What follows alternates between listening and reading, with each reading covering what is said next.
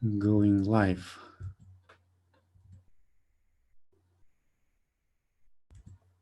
So I think we should be live now. All right. I'm just checking, refreshing YouTube if people can see us. Yes, I think it's streaming. Perfect. So everyone who is on the call, make sure that okay, I'm getting echo. One moment. Okay, now it's good. So, all right. So welcome to the next webinar by Orange Klik. And today my guest is Sophie Howard. Hello, Sophie. Hi there, Augustus. Nice to be on the webinar with you today. Yes, I'm at the moment in my home country, Lithuania. You see this wall behind me. It travels with me all the time to different countries. And Sophie, where are you now? I'm quite a long way away. It's New Zealand, 6 a.m. here.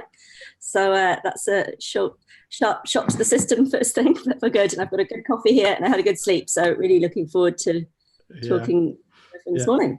And you have like sunshine coming through the window, it looks like.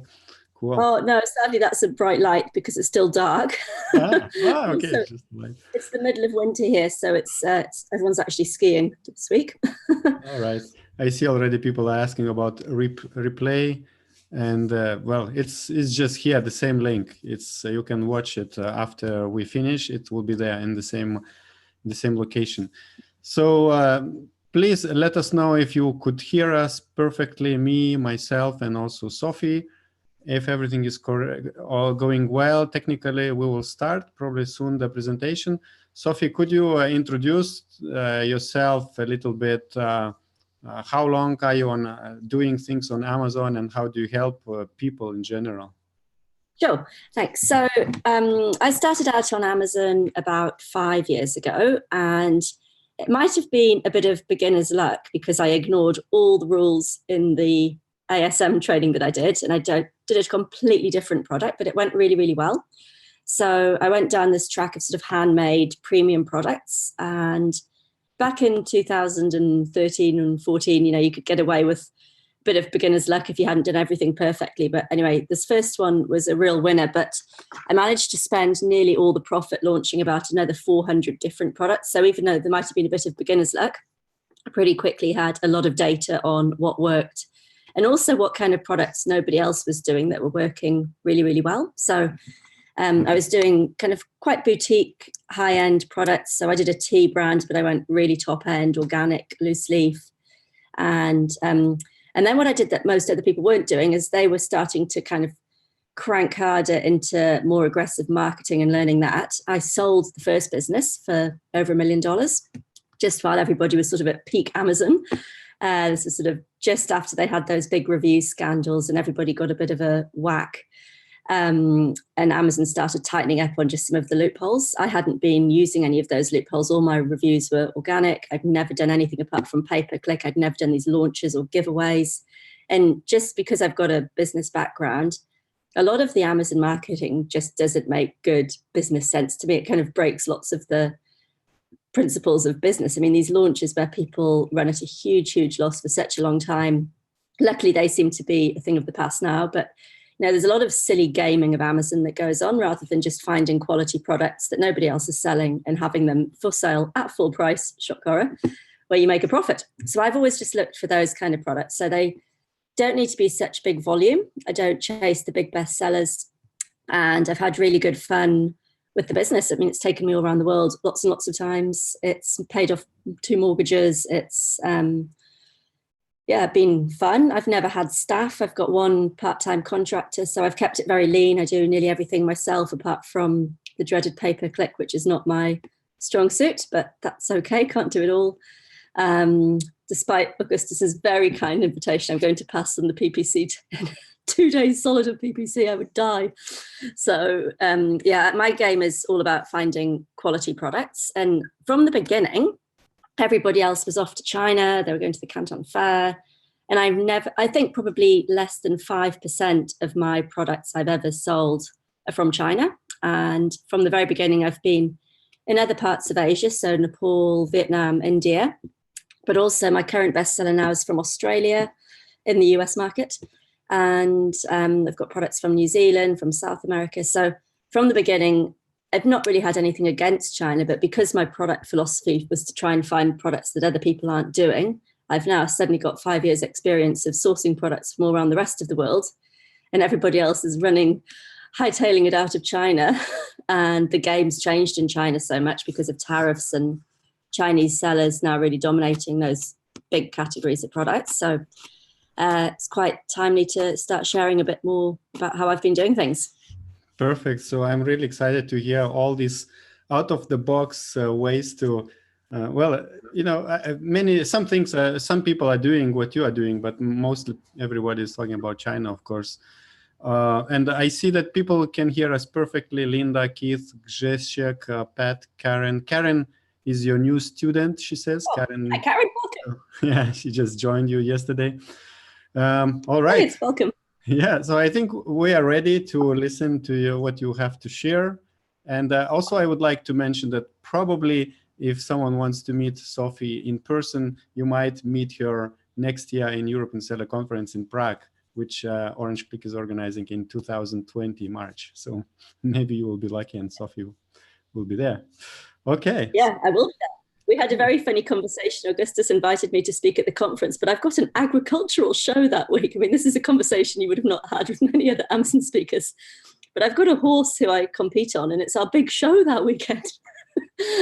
It's like being a teenage girl.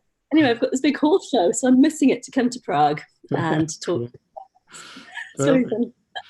All right, okay, so let's do it. So I think, will you manage to, I think you are familiar how to share the screen, right? Yeah, I'll share the screen. The only unusual tech thing we've got today is that the comments are going to be on a YouTube screen, which is where you guys are all watching it from, and I'm on a Zoom link with Augustus. So once I start sharing my screen, I won't be able to see your comments. So I'll jump in and out of my slides and ask you some questions as well.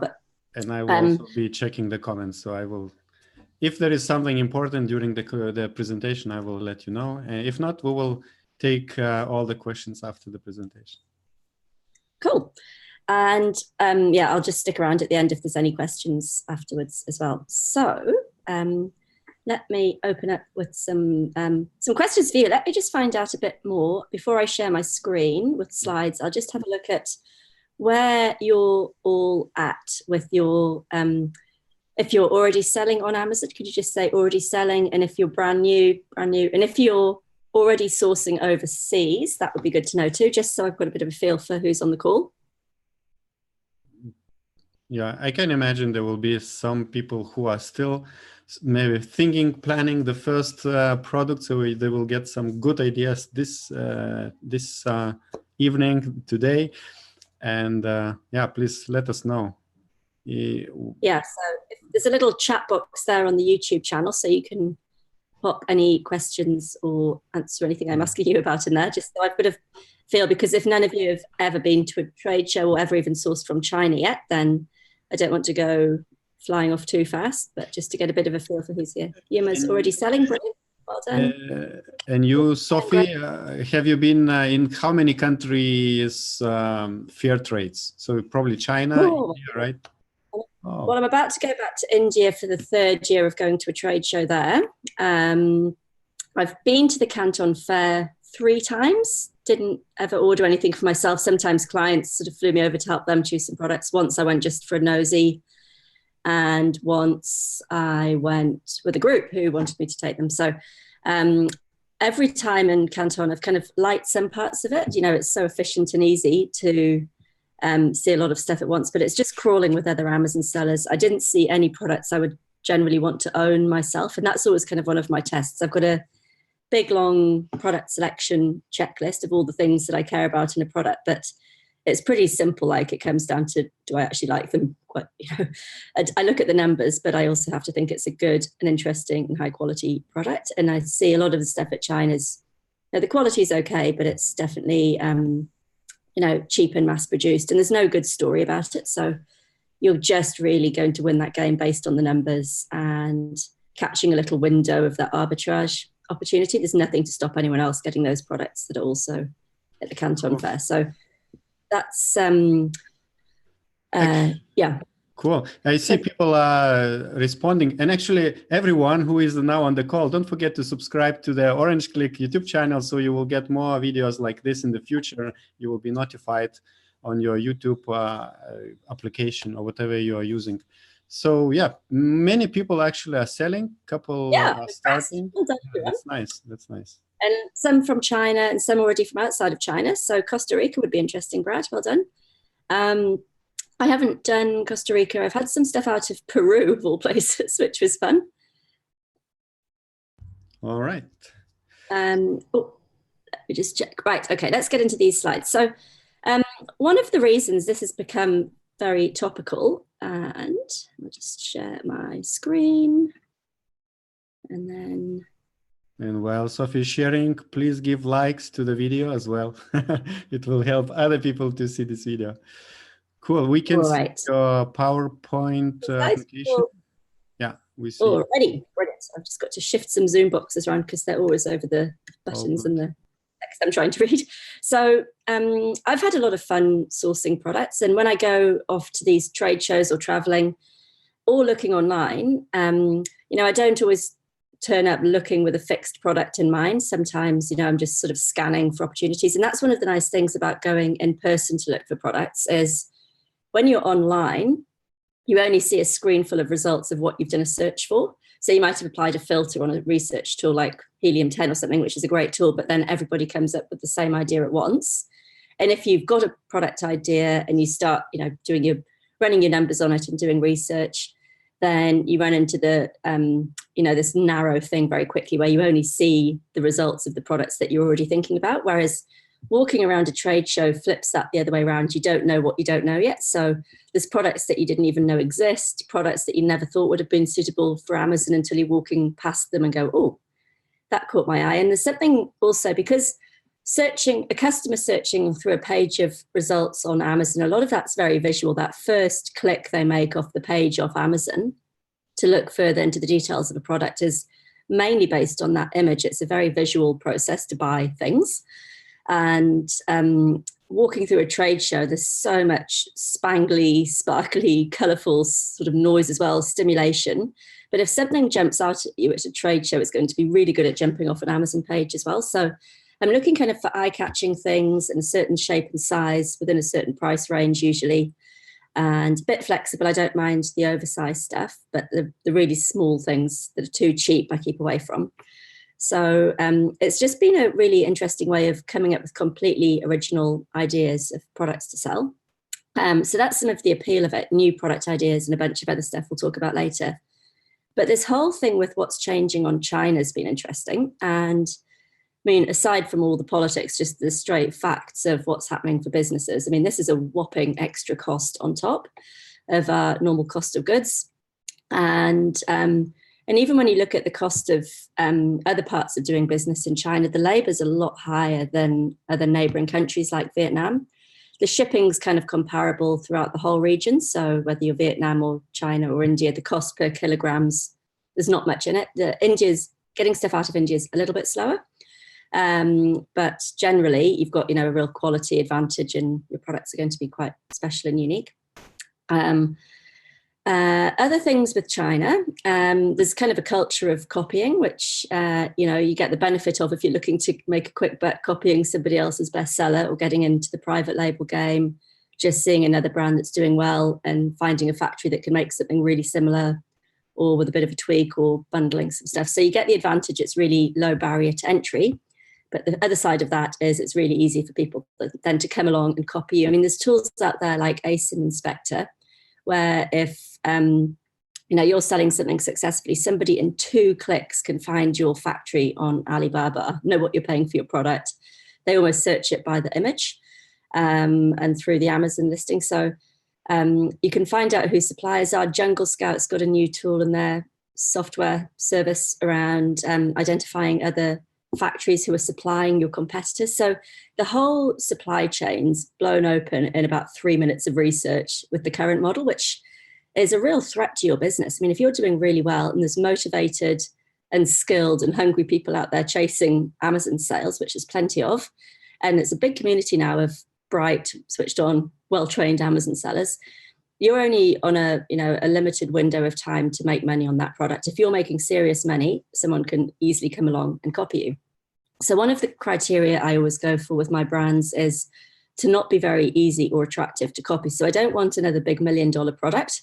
I like things that, fly under the radar, good margins is the first criteria, but also products that aren't maybe on Alibaba or aren't Googleable in 2 clicks. And if somebody else was to set up the same supply chain, they would have to go through a whole rigmarole of new packaging, or the story about the product's really hard to copy, or the compliance side. So I don't mind doing all the paperwork to get into those restricted categories. That's always served me quite well, because it's harder for people just to quickly jump in and copy. There's courses out there teaching people how to hijack your listing. And I've had, hundreds and hundreds, probably close to 1,000 different products listed on Amazon continuously over the last 5 years. I have never been hijacked because my products don't meet the criteria of these easy copycat things. People can't do 2 clicks, find a supplier in China and do a copycat job. So never been copied, never been hijacked.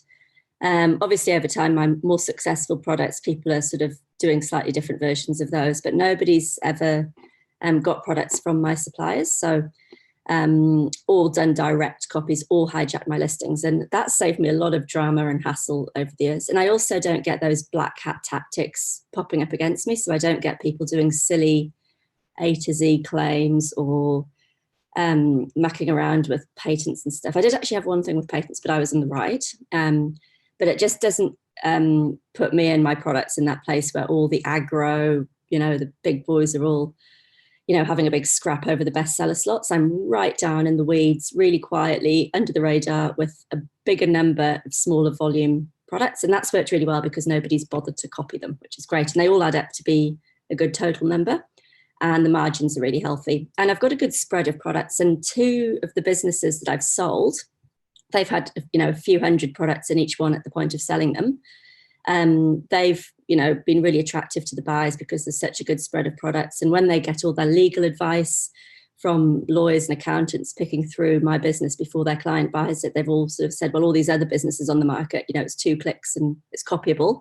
And mine, there's a much bigger range of products and a much better supply chain. So in the Amazon world, people really discount how important your suppliers are. People sort of see buying the product as a cost of goods line. And, the supplier is just someone you've got to dig around on Alibaba till you find a good enough one. And, it's just an expense. Whereas I see those suppliers as a real secret weapon in your business. And they've got amazing intel about what's going on in the market, new product ideas. They go to trade shows and see all everyone else's products. They get requests from other clients. They see what the big stores are ordering a year ahead. So my suppliers have been the single biggest source of most of my new products over the last few years. So the first product's always the hardest because you're going in cold. But after that, you can kind of follow your nose from either the supplier that's been great to work with or the type of product that's selling well. What else do people buy like that product? And can you go and track some of those down to sell? So rather than ever choosing a product from software or going through Amazon bestseller lists, most of my products sort of come up organically through talking with suppliers or going to trade shows. So let's have a look at some of that. There was something else I was going to say about China. So we've got the tariffs, there's the copycat kind of culture where that's just kind of okay and we'll never fight that. The costs aren't just the cost of goods. A lot of the other costs are much higher than neighboring countries. I mean, a big plus of China is it's really well set up to help us as Amazon sellers. If you talk private labeling language to them, they don't flinch. They know what this is all about. They can help arrange shipping. Their English is usually good enough at the best factories. They'll get by. The other thing, the big one, this is what I was going to mention, they're all selling themselves in China now. So Amazon's been over there teaching them how to sell direct without us in the middle as private label sellers. So Amazon wants the best price and quality and range of products for their customer. That's Amazon's only concern, how much money they can make. And they make that money by having, products selling to happy customers, and they're obsessed with the customer experience. if Amazon sees, these container loads coming in, and you can be sure they're tracking this. So container load of garlic crushes arrives for $15 each. Amazon's quite clever and can figure out that these garlic crushes cost $1 each. And they could be making that money. Amazon starts jumping in on those private label sellers, really simple products, and selling that product themselves through Amazon Basics, which has become a little bit controversial because gets into all that antitrust, not very fair competitive behavior territory. And I think that's going to be their next big issue they deal with.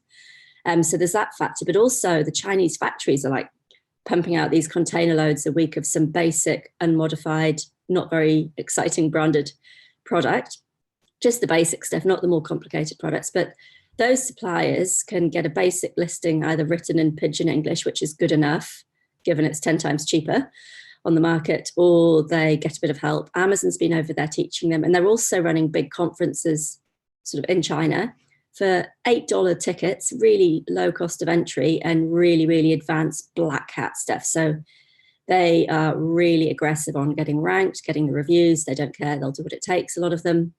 And so you'll see all those reports coming out from Amazon now. Over 40% of the new sellers on Amazon are from China. These are factories with a huge number of products. Biggest cost advantage, will never be able to get cheaper products than they can make them for, and pretty unscrupulous with their ranking techniques. So that's some of the reasons not to be sourcing your products from China. I mean, there's still a lot of good products there, I'm sure, and people find it an easy place to start sourcing from. But it's just not a place I've headed towards for many of my products. So, and Sophie, some people are confused. Were you showing any slides? No, right, at the moment? I should be on my screen. I can see it. Because we see just the first slide. It's correct? Oh, yeah. I haven't clicked through any slides yet. Okay. People are thinking maybe you were changing the slides, but yeah, all good. So we are starting right now. China's tough and why other places can be fun. Okay. So my first product was actually from Nepal, and it was handmade, and there's no sea shipping there. So I just did Air Express straight out from day one and figured all that out. And the few products I've launched from China have been fine, but over time there's, been, other people crept in. So I've had a handful of products there. I did a tea business. So some of my really nice teas came from China, but again, they weren't the cheapest tea bag things. They were like the hand sewn, those nice flowering teas that are in the little, where it's like a ping pong ball, and they're hand stitched. They're really beautiful, and they all open up in the teapot. So I kind of always go high end, and that was the sort of product I used to get from China. But I've seen what's at the Canton Fair, seen what people come back from Yiwu with. They're not really the kind of things I teach my students how to sell. All right, so let's get going through these slides. There's not too many, don't worry, I'm not going to keep you here for hours. We'll probably aim for about 45 minutes and then kick into some questions. So just a quick background, I think we've already done this. So I've been on Amazon 5 years, sold 2 businesses. I've been coaching other people for about 3 years because everyone used to ask me how I choose my products, and I'd explain exactly the same stuff to people one at a time. And then I put them all into a group so that I only had to say it once, and gave them some online recordings of how I do stuff. So that became a little online course. And now I've got a slightly more scaled up version of that, where I've got some other coaches working with me, helping me look after new students. So they do all the entry level stuff. And then I focus on some higher end stuff with a small number of people who want to really build big brands and look to sell them or come with me on trips to these trade shows. So that's all on aspiringentrepreneurs.com. And I've also got a site, productsourcingtrips.com. So I'll give you those links in a bit. I try and work kind of pretty part-time hours. I've got 2 young children, and I've got quite a few teaching commitments just through the students I've taken on. At the entry level, I go and sort of do 2-day teaching weekends all around the world, helping them get off to a good start. And I think my style's probably quite different from a lot of the Amazon world. I don't really go big on the software or the marketing. It's like 90% in finding the right thing to sell. And then you don't have to compete on pay-per-click. You don't have to do a big giveaway launch. You're on page 1 on day 1 as soon as you go live. And I'm also really big on finding small minimum order quantities. So getting like double figures, not even 3 figures or 4 figures of units for a launch. I like to start really, really small and test the market before I go and place big orders. So a couple of countries, just because I could talk about the whole world all day, but I think a couple of really great markets for sourcing are Vietnam and India. Vietnam's got a really low-cost labour force, but with a really high skill level. So they've got really, really beautiful craftsmanship and pride in their work. Anything kind of hand-stitched like clothing or leather work. The best quality workmanship is probably going to be out of Vietnam. And, you know, Apple has the manufacturing, North Face has them doing all their garments, but not just, you know, polar fleece jumpers and things like, you know, high mountaineering backpacks, you know, serious gear is made in Vietnam by big multinational companies who can't afford quality issues. So Vietnam's always been a manufacturing base. I mean, they've had a really tough time with, you know, civil wars, even, you know, wars right through to the 70s, and, you know, pretty battered country. They've had a tough time and very poor, but big exporters. So they're something like the 6th biggest exporter in the world of coffee, which doesn't mainly go to the US market, but they've got a lot of amazing seafood and food products they export, which don't quite suit us for Amazon. But they're a country that likes to trade, and they know that they can only get wealthy by selling products to the rest of the world. So they're really motivated to trade. They've got a stable government, for better or for worse. You know, the companies do what they're told. There's a little bit of corruption, but I wouldn't say any more than in China or anywhere else in that part of the world. Sometimes, you know, you just need a local agent to make sure that shipment gets out as it should. But I've never run into any issues there with in any of these countries. I mean, you've got to tip people a bit here and there, but, you know, just very minor amounts just to, you know, get a car or a, you know, yeah. So easy place to do business. In India, they've got fantastic English, having had the colonials in for until recent times. What year is it? 57? Was it they got independence? So India's, you know, a little bit like my old country. You know, I find it very easy to be at home in India, even though it's really chaotic and colourful. The English is great. The street names are in English. The cities are laid out in grids. The chaos is carnage. The traffic's absolute chaos and total carnage. But you know, they're both really beautiful places to visit. Neither of these countries have tariffs for outbound. I've actually been looking at selling into India. I might talk about that later if we've got time, but I always try and go where everybody else isn't. If everyone else is sourcing from China, I'll source from somewhere else. If everybody else is selling to the States, I'll think about what would I do to sell into India. So I've just got myself all set up to do that. And Australia as well.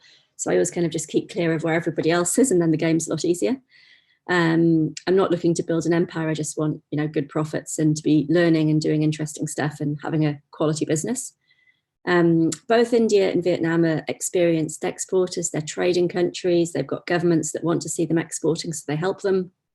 For example, the trade show I go to in India, it's organized by the Export Promotion Council of India. So it's handpicked the best suppliers with the best products who've got a track record exporting.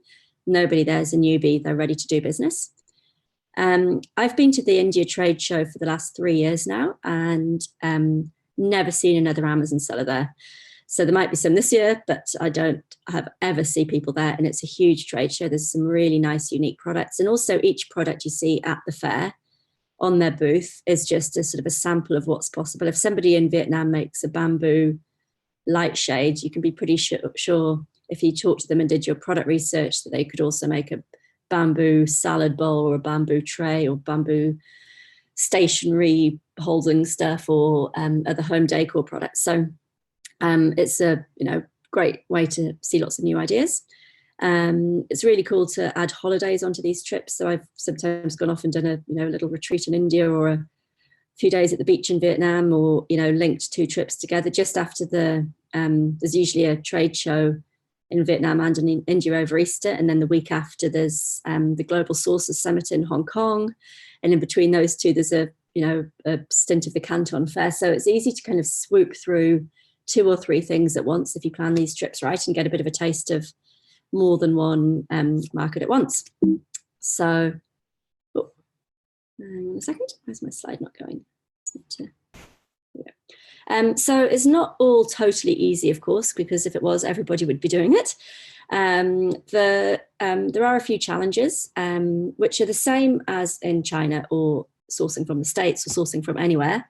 But just particularly in India, they're not problems, but just more things to be aware of. So if you're getting products handmade, you also need to check that the quality is good, but that they can scale up. You know, if it's just one small family business with a great product and the skill to make it or the facilities to make it don't really scale, or there's not other people with those skills, then that's a tough product to go big on Amazon with. The timeframes are a little bit slower than out of China. Sometimes they're faster. I've just done an order this week with a chap in India who was really fast, super professional.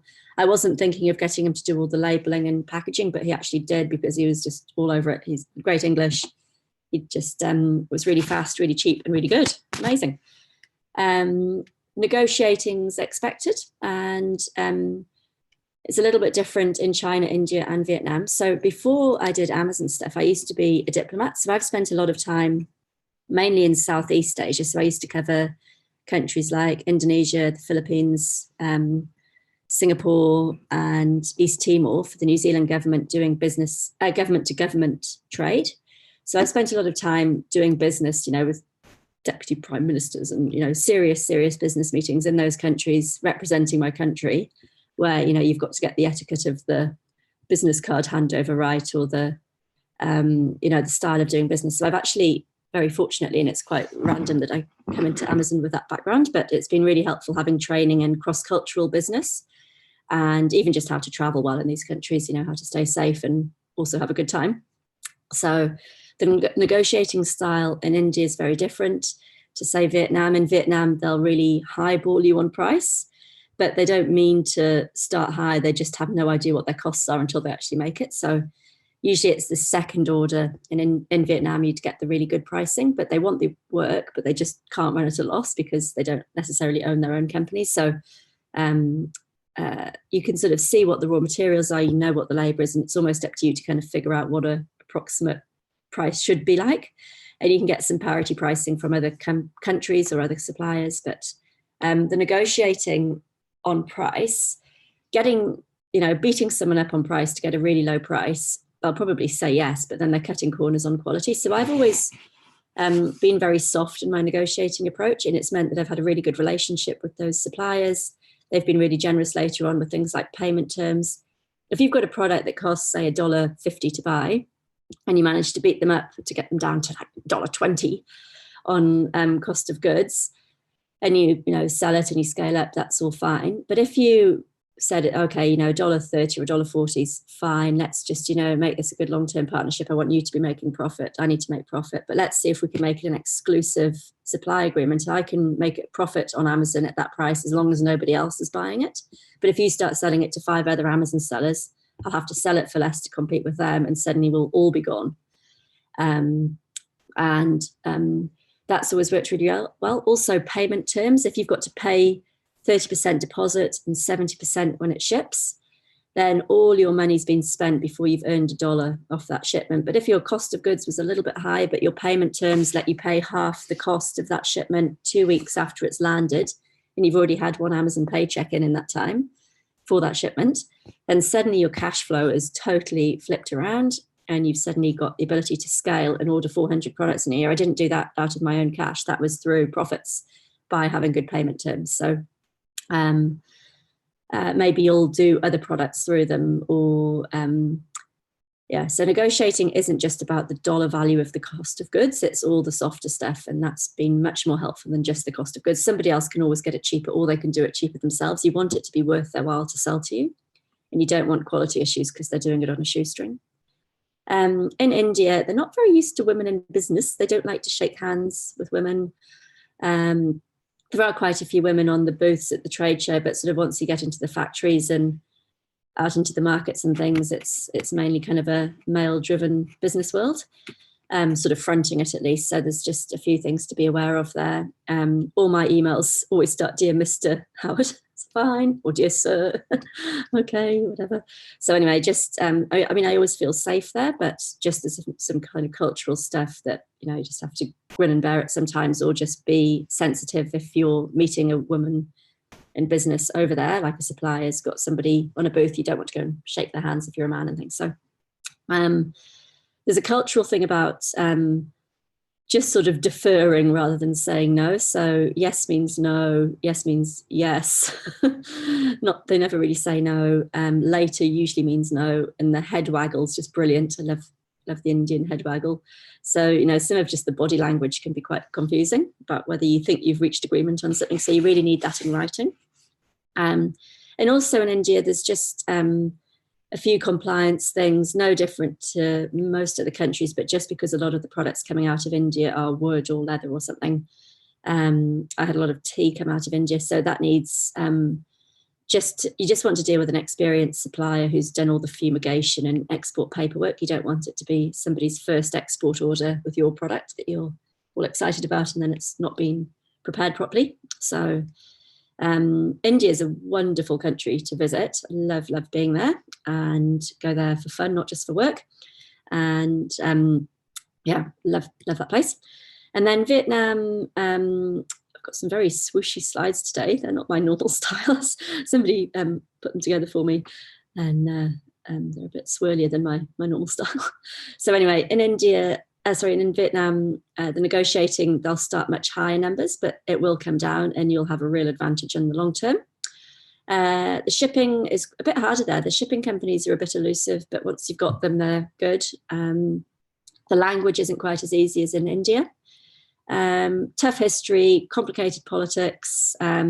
Business just works differently there. It's not the same rules of engagement that we have wherever, you know, Australia, New Zealand, UK, US, you know, there's some pretty clear rules and we understand that. And China and Vietnam are more similar, but Vietnam's just got, you know, a few extra layers of complexity. But I like to have an agent in some of these countries, not for all products always, but just, you know, when I took a trip to a Vietnam trade show earlier this year, we got a local sourcing agent to give our group a talk about, you know, what's good to get in Vietnam, how to approach negotiations, what regions of the country specialize in which kind of product, all that sort of local knowledge. I'm always happy just to pay someone to fast track me through that so I don't turn up looking like a total, you know, newbie who doesn't know what they're doing. Like I've been to Vietnam a lot, but if I'm there to source a particular product, I just want to know who to go and talk to and which things to look at. And, you know, I don't necessarily use sourcing agents to get product quotes. I just, you know, pay for an hour of their time to get a bit of a briefing, which has always been really useful.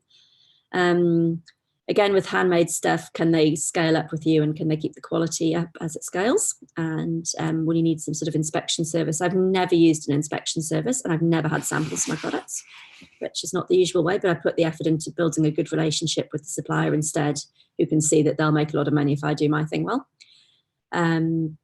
So the timeframes are pretty good. Quality control is really good. There's a lot of pride in their work. Probably the highest quality production of all these countries I deal with is Vietnam. And then there can be tariffs on luxury goods like silk, but not on most products. So the blanket thing in China is almost all consumer products. It's only just a couple of really top-end luxury things out of Vietnam. Okay, so India, some of the best products from there are textiles. So there's a big trade show I go to every year, and there's like a whole huge halls full of textile products. So cushions, rugs, wall hangings, all sorts. And they're beautiful, they're eye-catching, they're a really good fit for Amazon because nobody's ever going to say it back and say, you know, this cushion cover doesn't fit my cushion. You know, if you've given the right dimensions, the cushion cover is exactly what it looks like in the picture. And maybe a little bit off with colors or something on screens, but those home decor products are really safe. They're high price point. They're exactly what they look like in the picture. Nobody's going to die. Nobody's going to sue you. I do worry about liability and legal stuff with a lot of these Amazon products. I never want to lose sleep at night about safety of a product. So I don't do electronics or baby toys or anything like that. I like really simple products. And home decor is probably my favorite category apart from food. So wood products are gorgeous there. They use a lot of mango wood, but also, you know, hardwoods. So few ethical debates if you want to kill the orangutans and sell the teak, or whether you go for, you know, the bamboos and mango woods and more sustainable things. But there's lots and lots of really nice wood products there, lots of carving. Leather products are really good. So I've had some really good things like made of brass, copper, iron, all the sort of handicraft work. So it's actually a gift fair, and it's the handmade products there. So they're all kind of artisan produced, but supported by the Export Promotion Council. So they're all scaling, they're all pitching these same products at the top, you know, luxury gift trade shows in Paris and Germany the other half of the year. This is where you get them at cost on their home turf, and can sell to the US market or even to the European market. So they're really premium products. It's not the same look or feel of products that you see at the Canton Fair, but there's a really great market for them. And home decor's not a particularly crowded part of Amazon. If you're brave enough to do oversize, not for your first product, but as soon as you start getting to those higher price products, you can have some really cracking products there. I was at the India trade show last year with a student, and he was walking down an aisle, and I saw a product and I said, oh, that's an interesting product. It cost about $30 something, and he sells it for $280. And I'd said to him at the time, you know, that's a really cool product. If you don't do that, I will. And obviously his to do first. And he did it. And amazing margins, $30 purchase price, $280 sale price. And it goes by sea, but it packs fairly flat. And it's just a cool product. There's a lot of art, sort of tapestries and wall hangings. They're great products from India, and people really love them. And they're exactly what they look like in the picture. It's not complicated products to get made.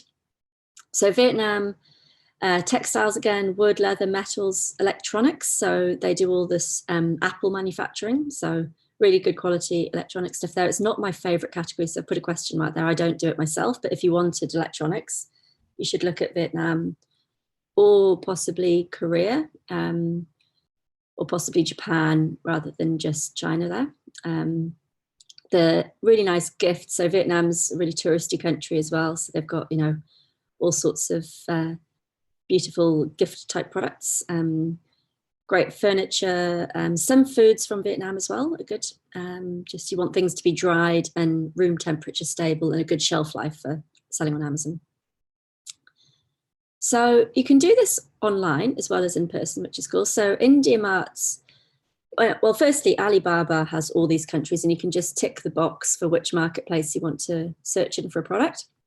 And you can just say, I want to see tea, but only from India, or leather bags, but only from Vietnam. That's something you can do on Alibaba. But when we go to the India trade show, none of those suppliers have a brochure. None of them will let you take a photograph. None of them are on Alibaba. None of them have a website. They are so protective of their unique designed products, which is fantastic if you make it there, because nobody else will ever find your supplier. But it also means if you're sitting at home trying to find those products, you just won't find them. They're not online. If you want stuff online from India, India Mart's the best site to go to for those. But my advice is to get a burner phone for the WhatsApp. Otherwise, you'll just get pinged for life by enthusiastic sellers. At the trade show in India, they don't hassle you at all. They're very respectful, and they'll answer questions, but they won't chase you down the aisle if you look and then don't buy. We'll talk to them. But India Mart, once you've made some inquiries, you'll get a bit of a bombardment, which is great. They're responsive when you want the quotes, but then they'll keep pestering you for a bit. So I don't think I'm going to give them my WhatsApp number again. Got a rather full WhatsApp unread messages section on my phone right now. Lifestyle Vietnam's a really nice trade show I went to earlier this year. It's smaller, but really high quality. And also Vietnam's just starting their boom. You know, I like to be at the front of the pack, not where everybody else has been for 5 years. So Vietnam's emerging. It's certainly not as polished or big as, you know, the Canton Fair or some of these other things that have been around for decades. I mean, they're just at that fledgling, getting together, you know, consumer products, learning how to do business online with private label sellers. It's all a bit new, but they're really hungry to do it, and they really want to do business. So I'll be going back to Lifestyle Vietnam. You know, the products are really good quality, lots of rattan, bamboo, you know, really good quality homeware products, and very minimalist, sort of natural fibers, just really classy, stylish products. So, you know, all these trends away from plastic, people sort of decorating the homes. You know, it's a little bit more natural and minimalist, and a bit less, I don't know, just some of the trends in the home decor world really suit these markets, I think. Global Sources is a big international service where people can source online or go to their trade shows. So last year I did a triple whammy of going to it was this year, over Easter this year, I went to the Lifestyle Vietnam trade show for a week, went to the beach for 4 days. I'd just taken 60 people through Vietnam, so I was a bit exhausted. So I had a few days off. Then I went to the Global Sources Summit in Hong Kong, spoke at that. And then there's a trade show attached to that, which has got all the best suppliers from China. And they had a Vietnam section and an India section there. So Global Sources is another place you could look at potential suppliers. The EPCH event's the one I take a group to in India every year. You can always Google things. I like Google actually rather than Alibaba to find suppliers. So if I've got a product, I'll put in, looking at something on my desk, soy candle, private label. I don't go Alibaba soy candle. I just Google things with the search term private label. I also do a lot of sourcing off Etsy. I could do a whole other talk on ways to source products that aren't from Alibaba and aren't from trade shows. So I've been doing a few completely different things. Like I'm actually in the middle of looking at buying a business that's got a really good supply chain. They've never been online and they've never exported. So it's a really high quality product and impossible to copy supply chain. And there's another business in that space doing 10 million US a year in revenue. And my product would be way, way better. And if I bought this company and got it up and online, it would be cranking. So it just needs a bit of brave moment to write a big check. But, you know, that's the way you have a real business. That is not the, you know, short-term trading game that is what most people do on Amazon. So I'm looking to mainly focus on Amazon, but also get onto Shopify more as well. And I've also been looking at lots of partnerships with suppliers because these guys can do it themselves. They could, you know, easily cut us out the equation. So rather than private labeling and me buy first and sell second, can we do this as a partnership? So when I go to trade shows for products that don't fit me, private labeling them, that's a nice model to work with as well. And then when I've put here other directions, how to source, you know, can you source from Australia and New Zealand and sell to India? Or can you source from the States and sell to Amazon UK? You know, there's companies with, you know, big brands that just don't bother with Amazon, and those sorts of products can be a really good fit for Amazon, and just they've never done it. So you can actually work directly with the companies, the brands, the manufacturers as well. So whatever I do in my business is it's never that sort of standard Alibaba, China, US market. It's always sort of a little bit more back to front to everyone else, but it seems to work because nobody else is doing the same stuff and I'm usually where no one else is. So talking to suppliers, I mean, there's loads of people out there that would tell you a list of questions. My list of questions is pretty similar. It's more about the style of how you introduce yourself and your etiquette and your respect for them, and just sort of basic manners goes a long way rather than throwing your weight around and demanding the lowest price now. Much better to put a bit of time into some conversation about, shock horror, about, you know, their family, where the factory is, what else they make, how long have they been around, what are their most popular products, and then sort of go, for this product, could you tell me the minimum order, the price, the lead time? I often ask for a test order rather than an MOQ, because then they might have a written down MOQ that some salesperson's got as their scripted answer. But, you know, a test order could be perceived as something different. And usually in India, we get way smaller product orders than I'd get out of China. And the same for Vietnam. They were very flexible. Often there was like no minimum, which is really nice. That helps you get going faster. Or you do 10 products with your launch and then just keep the winners. Compliance is a really big one. I don't mind having to do compliance, but I want to work with a company that's not doing it for the first time. And then it's a really nice barrier behind you. I always get brand registry for my brands, not straight away, but in the first year I'll do that. Or certainly file for the trademark in the first year. I like exclusive supply agreements. I've always got them whenever I've asked. Sometimes I just don't need to because no one else is ever going to think of that product, but I like to have an exclusive agreement just for Amazon and only for the markets I'm in at the time. But they usually give you that if you've got a good relationship with them. Quality control, I don't ever send in a third party and I never get samples. I like them to organise shipping. I don't want to have to deal with shipping. It's so boring. But I need to get a couple of quotes, but I hate dealing with shipping companies. It's so dull and such an expense. I just would rather see it on one bill with some exciting products rather than have a whole separate line of communications about shipping. Packaging is really important. So when I do the branding, that's, you know, top notch, as good as it can be done. I like to get lots of variations, mix and match products. Some people go crazy for bundling. I don't really like that, but I have just launched a product that's a bundle and it's very early on, and I think that will go well.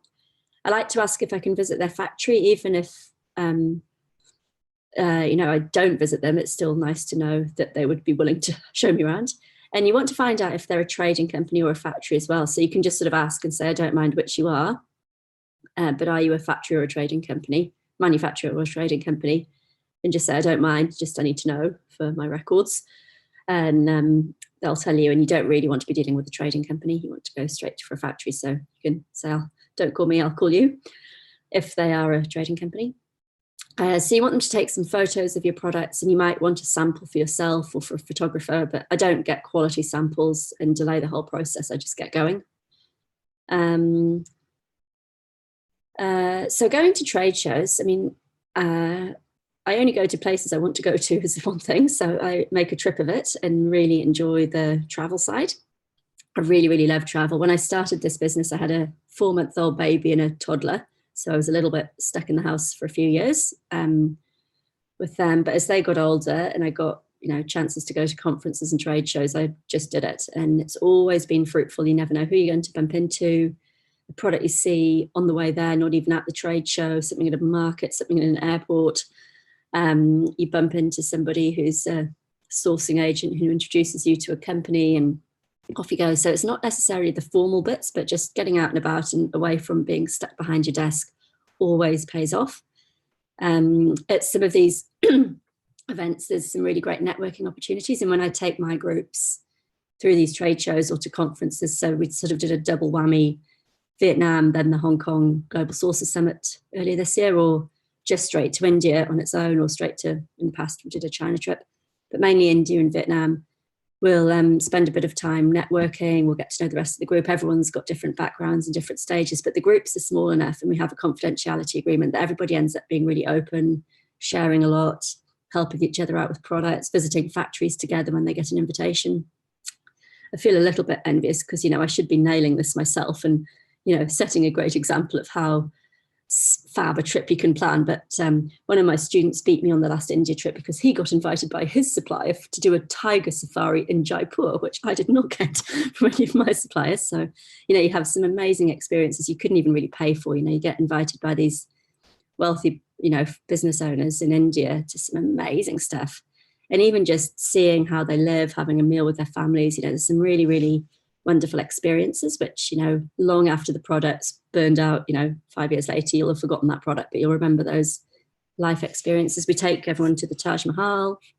You know, it's the real stuff of bucket lists. And I always encourage people to do, you know, the 5 days with me and the group at the trade show, but then afterwards go and do a yoga retreat or a cookery course or go surfing in Goa, or, you know, do something really cool because you're there. And why not? You know, your business should be giving you opportunities, not just all be work. So trade shows, not too many other Amazon sellers apart from Canton, which I love. It's a very efficient way to see everything at once, ask all your questions, take your photos, get the quotes, compare the quality, compare timelines, order size. In 1 week, you can have a whole year plus worth of products lined up in the wings. You get that confidence because you've met the supplier in person. Sometimes suppliers that you've already got come and meet you at the trade show. They're not exhibiting, but it's, you know, it's a good central meeting point to get together with all the people you want to deal with. It's really good fun. It's very good exercise. You walk a lot. There's lots of networking, and it's just a really great experience. You really get a feel for how these products are made, the sorts of people behind the scenes of your business. And, you know, you can sit behind your desk at home and never feel in touch with what's going on with the business that's, you know, your main source of income. So I think it's essential really to meet your suppliers at some stage and go and see how the products are made. And then you can sort of combine the two, visit existing suppliers or go and meet new ones for the first time. So you need to do it the right way. You don't want to just turn up at, say, the Canton Fair and go, oh, I'm sure I'll spot an Amazon product. You want to be well prepped on how trade shows work. You know, there's a lot of stuff to do in advance. I always have a lineup of meetings or booths I'm going to go and see, so I don't turn up with my eyes on stalks on day one, walk around in circles for a day and come home exhausted, but with no products. I like to be very deliberate how I turn up, the focus I've got. There's plenty of free time. In India, I have a very nice massage every day, or in Vietnam, I'll have a nice massage and sort of decompress each day. But those mornings, I do kind of a early start. If I've got a group, I'll spend the morning with them, showing them around and giving them product tips and how to negotiate, all that sort of on the ground stuff with the group. And then in a couple of hours, I see as much as I can really cope with in a day there of my own product hunting. Say, if I was at a trade show myself, I would do half a day looking, go and relax, have a nice lunch somewhere, and then do a little bit of research online back at the hotel, because I can't think in that din. It's so overwhelmingly, stimulating. There's so many products and interesting ideas pop up. So I kind of go through one stage of the day kind of idea generating, and it's not even picking products. It's just, there's a nice supplier who had a really interesting looking bunch of things, or that product doesn't quite fit all my criteria, but there's something unique about it, or this is a really nice price point. If I only sold 5 a week, that could be a really nice addition to the portfolio. So you don't want to be locking things in or in a rush to place orders while you're there. It's more getting a feel for what's out there, coming back and doing some more research. You can't sort of pick it on the spot. So I really, really just enjoy the new ideas, and I like the conversations with suppliers and see what else they can do. You get invited to sit down and have a cup of tea and a chat, and you can get a bit stuck if you don't keep moving on. So you've got to really keep a good pace up, walk a lot of miles, see a lot of stuff, and then come home with some really good notes. So, in our training before you go to these, we show you how to gather all the information the most efficient way, how to, kind of almost do your record keeping of what you've seen and what you've discussed. And then the negotiation style, the follow-up process. And then we do a bit of training before you go. We have all the coaches in my program come on nearly all my trips, with their other commitments allowing, but I always try and have a really good support crew with me of my other experienced Amazon coaches who've got products from these countries before, who are successful Amazon sellers, 6 and 7 figure sellers, and they help the students on these trips, navigate the place and get product feedback and all that sort of stuff. So lots of networking time. We do lots of fun stuff too. We have a big banquet and we have a networking drinks thing, and we go off to the Taj Mahal for a day trip. And then we have plenty of free time, and everything's optional. People can have a day off in the spa at the hotel if they need to recharge. It's quite tiring and stimulating sort of environment. Lots of conversations with your people. How often do we ever get to meet our people in this game? We're always on our own at home. And, if I was in the States, I'm sure I'd get to a lot more conferences and things. But these trade shows is wonderful because I meet my existing students in person, but I also just have really good conversations, like time with the other coaches, time with other Amazon sellers, if there are any, talking to other business owners. You get these, because we're sort of serious buyers, we get a free lunch every day. And, you sit in these marquees for lunch, and you sit next to somebody who's sourcing for a company wherever, and they tell you about another trade show where it's better for this kind of product. You're just talking to people, you learn so much. So I like to make it a really kind of enjoyable trip, not all hard work. So we stay in a really, really nice hotel where we get kind of half price rates because we bring a group. It's not, a 9 to 5 marching through the fair kind of a day. We have breakfast together, get the bus together. They put on a bus for us to get to the fair from the hotel.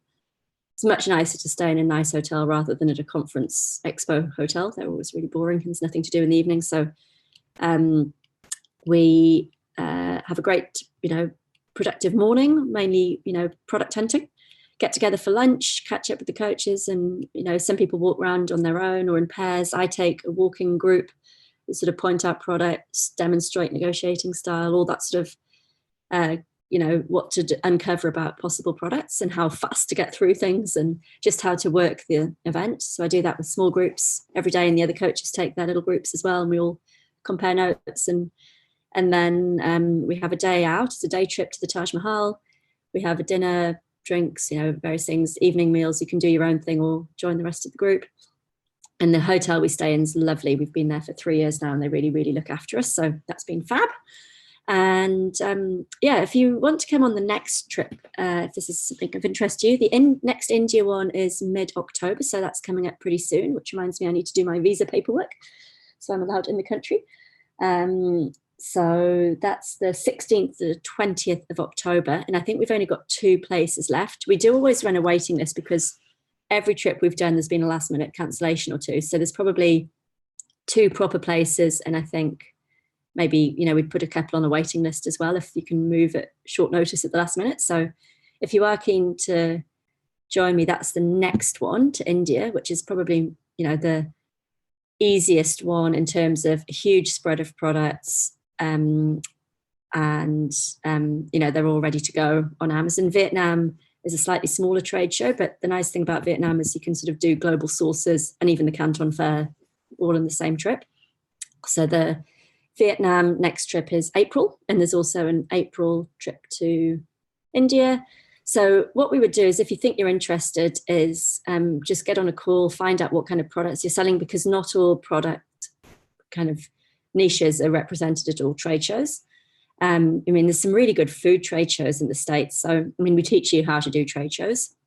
We teach you how to find products, and we make sure you're competent and confident going out to carry on without me in the group. Next ones that you want to do. Sophie, Anne-Marit is asking, are you talking about India trade show trip or general trip? In all of them, we give everybody all that training, support before and after. We have Facebook groups. We have all the coaches coming with us. And the format varies a little bit. So if we did say the Canton Fair, that's in different phases, and it's a completely different event to say the Vietnam Fair, which is a bit smaller, all in one place. But we add on a trade show, a conference at Global Sources on the end. So we don't want a huge group going to Vietnam, but 50 people to India is a perfect size. Then we're all on one bus, but we've got a really good size group to get to know lots of other people. And we give you training before and during and after to make sure you kind of turn up prepared. We give you help with all the admin and visas and hotels, and we get lots of support from the trade show people because we've been bringing a group for 3 years now. So they really like us. They introduce us to anyone we need to meet. We get really, really well looked after, and lots of discounts on things. So we do some group sessions. We do a bit of social time. The coaches will help you. We do big day trips and fun stuff. We didn't add in a factory visit because it's only ever a really narrow type of product. The Delhi traffic in India is just not fun to sit in for a day to see a factory for a couple of hours. It's not good use of the whole day, and you can't really even do it in half a day. So we've skipped the factory visit, but we'll show you how to go and do all that stuff. And people do go off when they're invited with their suppliers. And then we've got a Facebook group, and that runs indefinitely. We have a confidentiality agreement in place with everyone too, because just the nature of it, you're going to be seeing what other people are talking about, and you want to be able to have really good quality conversations and talk to your coaches. So we like to make sure everyone feels, they're protected. Also, that means the coaches can say, it's not really happened, but if any 2 people come up with the same idea at once, you can kind of coordinate that they get redirected, so people don't end up doing the same thing. It's funny, if I go around on my own, everybody's always tiptoeing around behind me seeing what I'm looking at, but it's fine. There's nothing top secret about what I'm doing there. So there was also another question about Indian trip.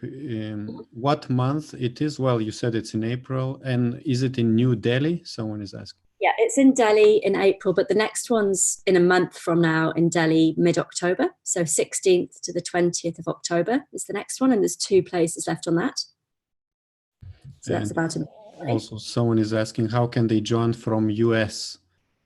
So from the US, we will, in a minute, actually, I'll share with you Christine's details. So Christine helps me organize these trips.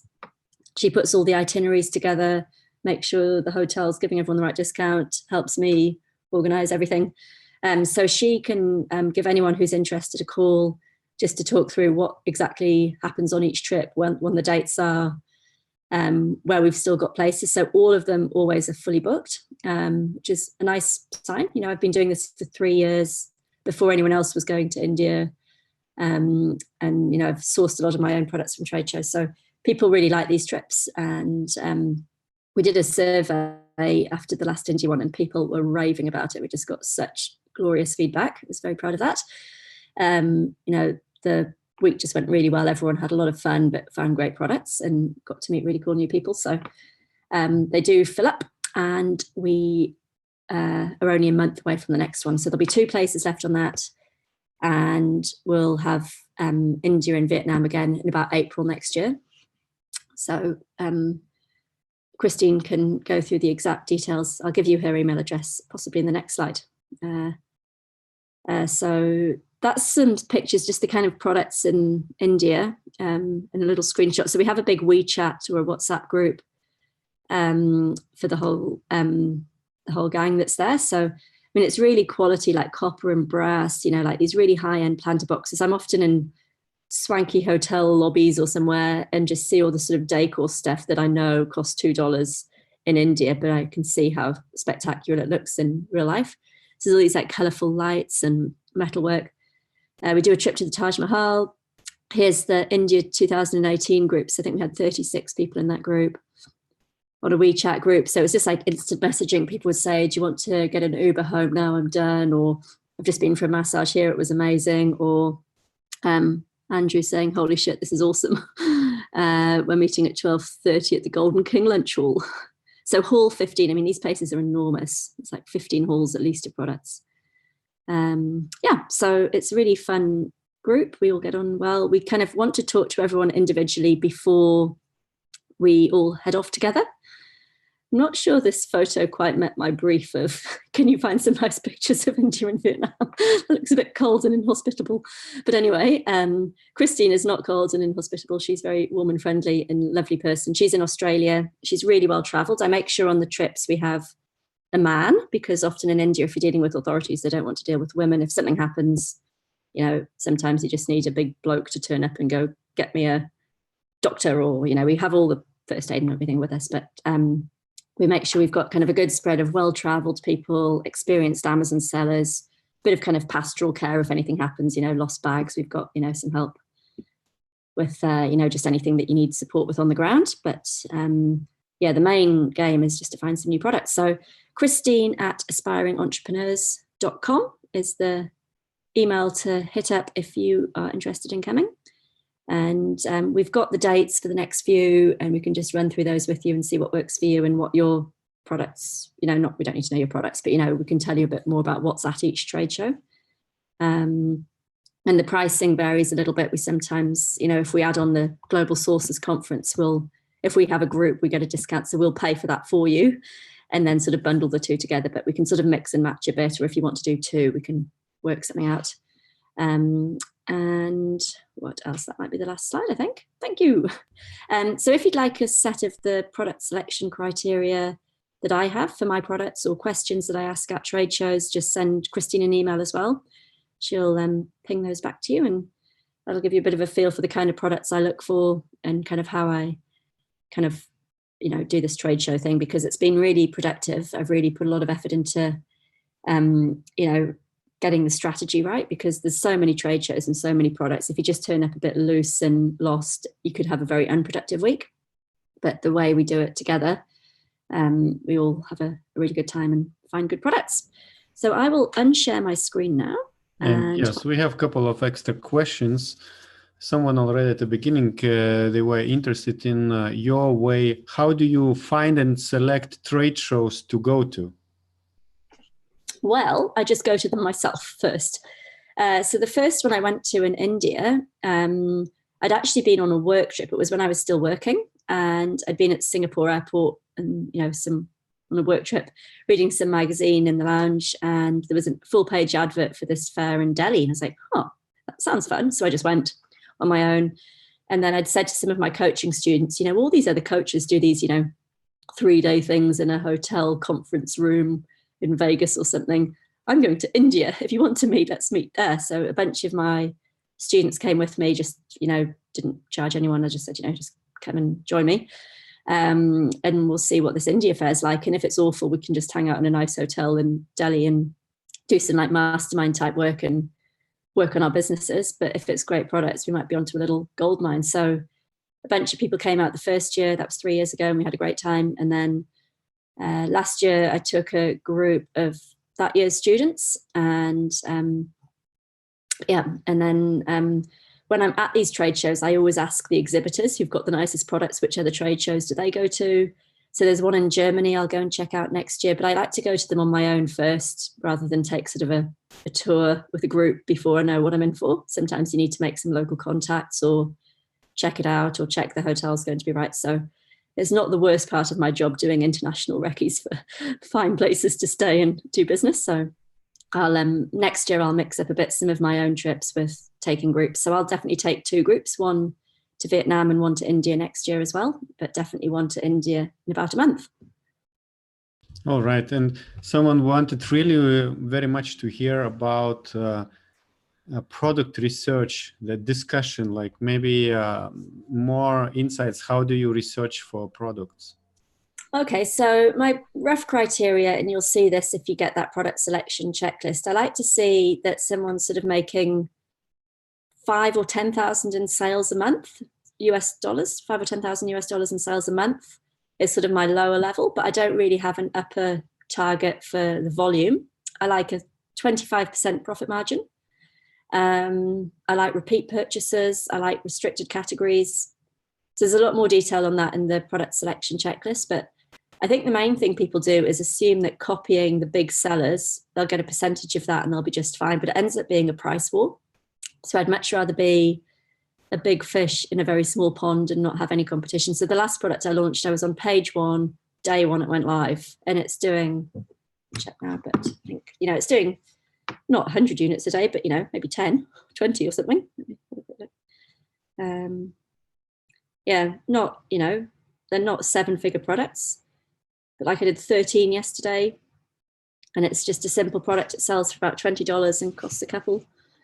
In fact, not even that. So, profit margin is really important. Amazon's getting really greedy with all their various fees. It's getting a bit tougher. So the old game of just add a 0 on the end from something from China is just really tough because so many other people can get hold of that product. So the biggest businesses I've sold. So I'm always starting new brands and putting my own money into my own product ideas. So I'm testing a lot of stuff. Some work, some don't. Some things are harder than others, like selling into India is definitely tough. You've got all sorts of ridiculous paperwork, but I've just been through it all to now be in a position where I can sell into India, which should be fun. That's, the world's fastest growing economy, wealthy middle class, all on credit cards, Western educated, very online. They want good stuff. I mean, Amazon's there. Amazon's not allowed to sell their own brands in India either. That was the requirement of the Indian government. So Amazon has spent how much? It was 2 years ago. They spent $3 billion launching in India to overtake Klik, and they put their 2IC of all of Amazon US in charge of Amazon India. So they're really serious about it. Like, you don't want to miss out on that. And then other things I'm up to, sort of looking at buying existing brands, that are underperforming and could go online and start exporting. So that's not a thing you would do week 1, day 1. But, once you know what you're doing on Amazon and you can see that this would be a, product that would work and it's just a different way to source, it's good. You can do partnerships. If I go to a food trade show in the States, I'm not going to rebrand some US brand that's been through FDA approval. I'll try and do a partnership with them. So I've got a sort of a model for that. And it's been good fun. And having students of my own, I've learned a lot from them as well. I teach people how to buy Amazon businesses too. Mm-hmm. And so you mentioned that your requirements or your criteria for the product research, and you mentioned some numbers. How do you get those numbers? Do you use some tools? Many sellers like to know this information. What tools smart sellers are using? Oh, I have Helium 10. When I look at my own products on there, they're a bit off. I just don't really trust those tools to make my big decisions from. Like, they're quite interesting data points, but they're not the only way I'd choose a product. And most of the products I've chosen, they haven't really already been proven. They're the ones that I think should work based on not even the keyword research, just that, I can see them starting to trend on Etsy or They're at a trade show a year ahead of being on the mainstream market. So there'll be, you know, as an example, say marble or rose gold, like 5 years ago, that would have been at the Delhi Fair. And then 3 years ago, it makes it big on Amazon. So you can be at the front of a new trend, sourcing from trade shows rather than playing catch up and then getting the diminishing returns. But I don't use software to pick the products ever. And when I teach people, they always want these neat rules, and I want a range of this between this reviews or this between this volume. And it's just not quite that straightforward. If it was possible to pick winning products on software, the game's over, but the software tools aren't accurate enough, and they only tell you the past. They can't predict the future. And you need to pick a product that's going to grow, not based on its track record of its competitors. Because the most attractive looking ones on the software are ones that are probably already peaked or peaking, and everybody else is looking at them. So it's the worst place to sell. Worst thing. All right. Another question about Vietnam. Karen was asking a long time ago, is shipping from Vietnam fast? I don't know, maybe she meant to US or to... Yeah. So there's a couple of big ports. Most of the manufacturing in Vietnam is done down in the south. So Saigon or Ho Chi Minh cities in the south, Hanoi's the capital in the north. But Saigon's right on the Mekong River. And there's another big deep sea port just a bit north of there where most stuff leaves from. So the air shipping's fine and easy.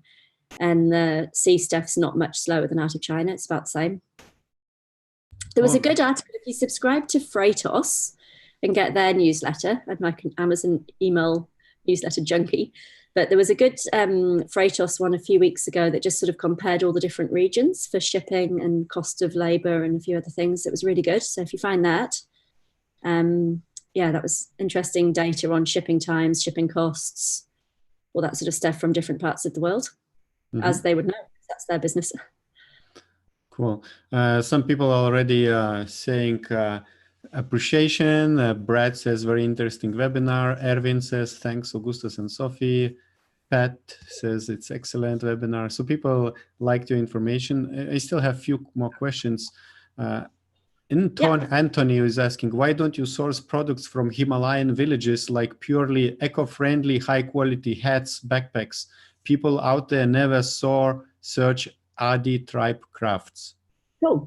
Yeah, I have sourced from Himalayan villages, actually. And my first brand was made by a charity in Kathmandu, which isn't really a village, that's quite a big city. But all my first products in the first few years were made by really small producers. And then I ended up with some bigger factories. Yeah, so I've had a real mix of different suppliers over the years, but I do like the more artisan type end of things rather than the mass produced stuff. Okay, so you sourced and you stopped. It's just too expensive to continue a business? No, that's when I sold. That brand I sold for over. So it worked and it's still working. Yeah, still working. So that first product I launched 5 years ago still makes tens of thousands of dollars profit every month. Not revenue, but profit. Still now, nobody's really got that top spot for it, which is amazing. Nice. Brad is interested. What would be approximate cost to participate in the Indian trip? Just email Christine for all those numbers. So we sometimes have like early bird rates. People sometimes do 2 trips. Sometimes people bring a partner. Sometimes we add on a conference at the end or a mastermind at the start. So it's never quite the same amount. So I think the best thing is just to ask Christine, and she'll have all the up-to-date what's happening next and what it would cost to do each thing. Of course, it will be like a little bit of investment. Of course, it will not be like $200 trip. Yeah, it's in the thousands, not the hundreds, but it's pretty good value. And you know, the experience you get, the contacts for life, the product lineup you should have by the end of it, the ability to go and source products yourself from that point onwards. You know, we don't hold anything back. You'll see me in action sourcing, my team who've done this lots. Yeah, we make sure you have a really good time.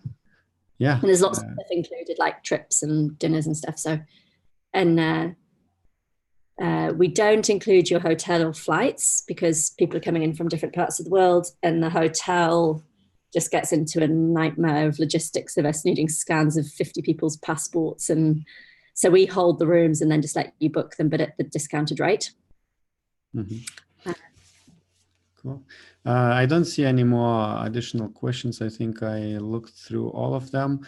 And you mentioned about contacts. So yeah, where else people can meet you in contact in person without joining your trips? So basically, I already mentioned at the beginning of this video that in Prague in 2020, in March, you will be speaking at European Seller Conference.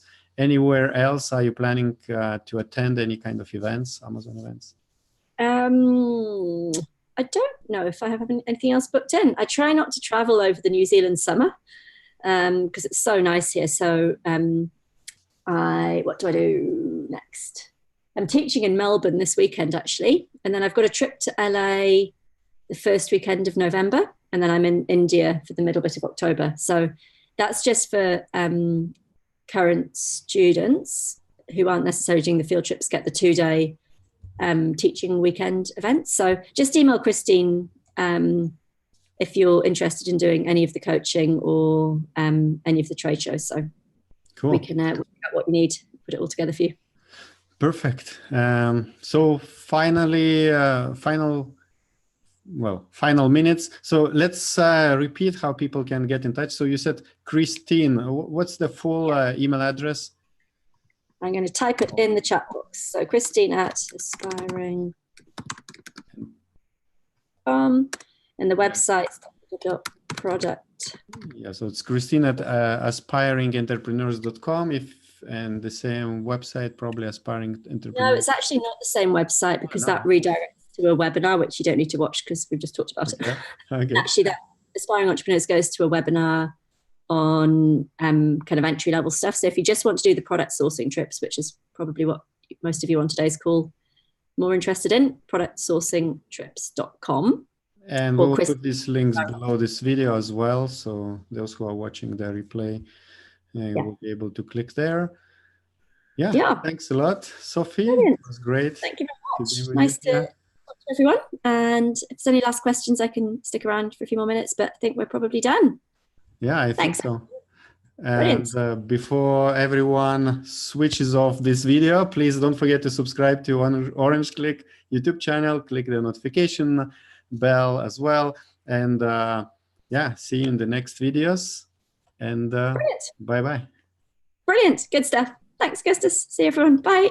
Bye.